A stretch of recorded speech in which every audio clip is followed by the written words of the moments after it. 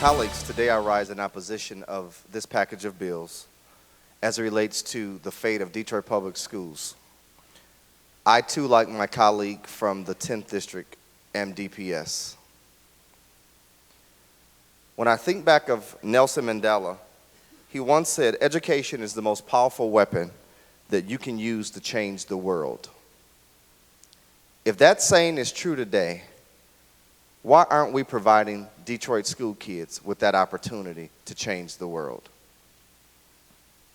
DPS has been under state control for 14 of the last 17 years.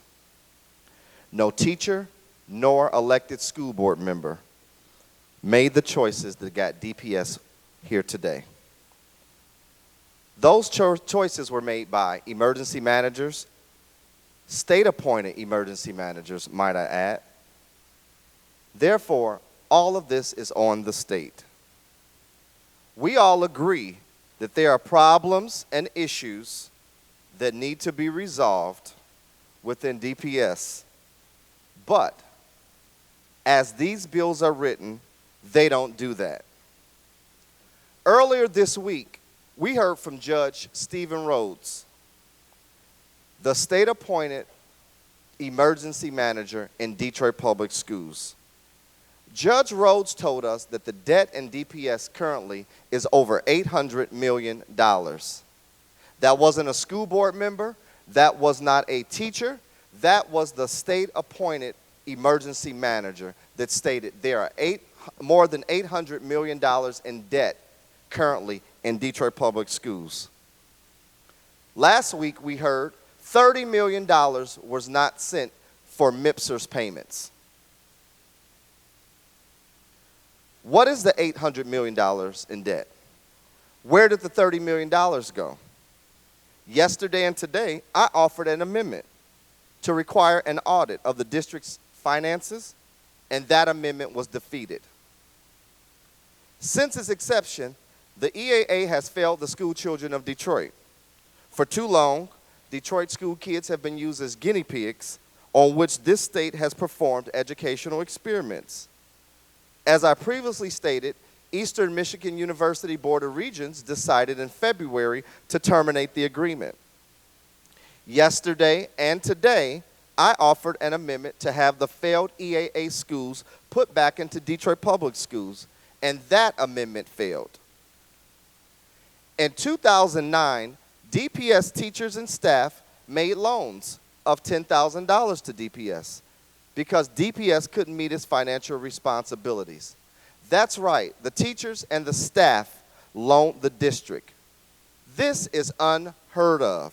Teachers loaning a school district money. It wasn't a grant, it wasn't a gift, it was a loan. Yesterday and today, I offered an amendment to add $31 million to reimburse those teachers for that loan that they loaned the district. And that amendment, too, was defeated. 97 charters, 95 traditional public schools, 15 EAA schools, all in the city of Detroit. Not in your neighborhood, but in our neighborhood.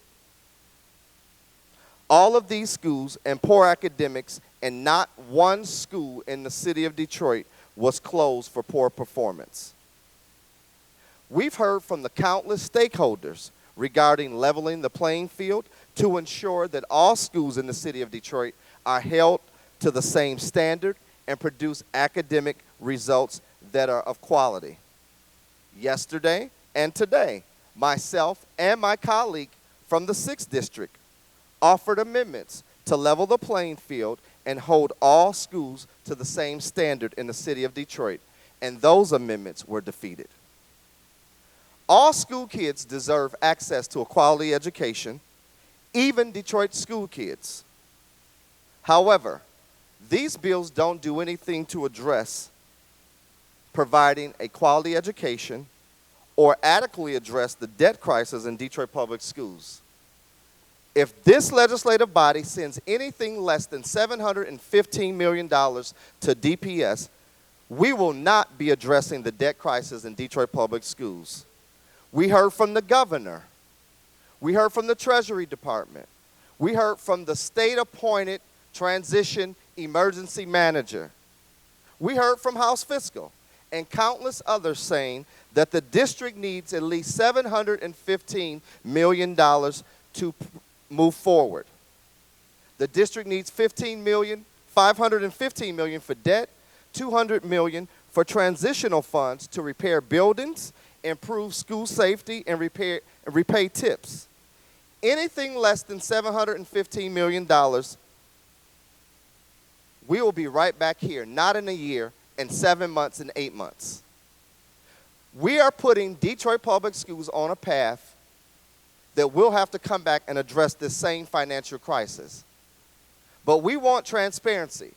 We want accountability. We want to do the right thing. I don't think we're doing the right thing. If we're sending anything less than $715 million, we're not doing the right thing. These package of bills in its current form sets an agenda to destroy public education, not only in the city of Detroit, but statewide.